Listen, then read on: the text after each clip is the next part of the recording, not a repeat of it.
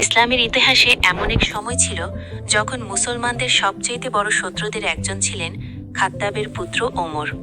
আরবের সেই সাহসী বীর, যার ভয়ে মানুষ কাঁপত, তিনি একদিন খোলা তলোয়ার হতে বের হয়েছিলেন ইসলামের প্রদীপ নিভিয়ে দিতে।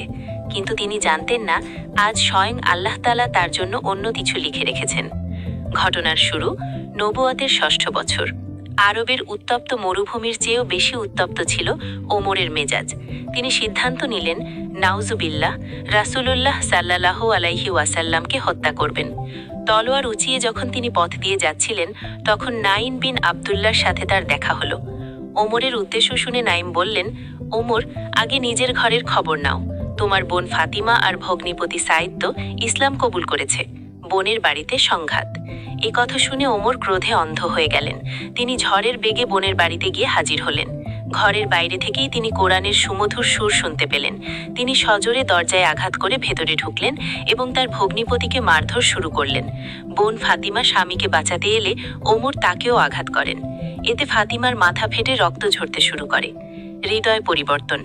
বোনের রক্তাক্ত চেহারা দেখে ওমরের পাথর হৃদয় মুহূর্তেই কেঁপে উঠল।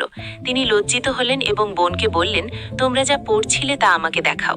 বোন শর্ত দিলেন, পবিত্র না হয়ে এই কিতাব স্পর্শ করা যাবে না। ওমর পবিত্র হয়ে যখন সূরা তোহায়ের প্রথম আয়াতগুলো পড়তে শুরু করলেন, তার দু চোখ দিয়ে অশ্রু ঝরতে লাগল। তিনি বলে উঠলেন, কতই না মহান এবং সম্মানজনক এই বাণী, ইসলাম গ্রহণ।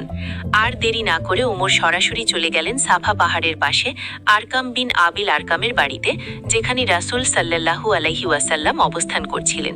সাহাবীরা ওমরকে তলোয়ার হাতে দেখে আতঙ্কিত হয়ে পড়লেন, কিন্তু বিশ্বনবী সাল্লাল্লাহু আলাইহি ওয়াসাল্লাম বললেন, তাকে আসতে দাও। ওমর কাছে আসতেই রাসূল সাল্লাল্লাহু আলাইহি ওয়াসাল্লাম তার চাদর শক্ত করে ধরে জিজ্ঞেস করলেন, হে ওমর, তুমি আর কতকাল সত্যের বিরোধিতা করবে? ওমর বিনম্র স্বরে পাঠ করলেন, আশহাদু আল্লা ইলাহা ইল্লাল্লাহু ওয়া আশহাদু আন্না মুহাম্মাদান আবদুহু ওয়া রাসূলুহু। উপসংহার: মুহূর্তের মধ্যেই আরবের সেই সিংহ হয়ে গেলেন ইসলামের অতন্দ্র প্রহরী। ওমরের ইসলাম গ্রহণের পর মুসলমানরা প্রথমবারের মতো কাবার সামনে গিয়ে প্রকাশ্যে সলাত আদায় করলেন। এই বীরের আগমনে ইসলাম পেল নতুন শক্তি, আর তিনি পরিচিত হলেন আল ফারুক বা সত্য মিথ্যার পার্থক্যকারী হিসেবে।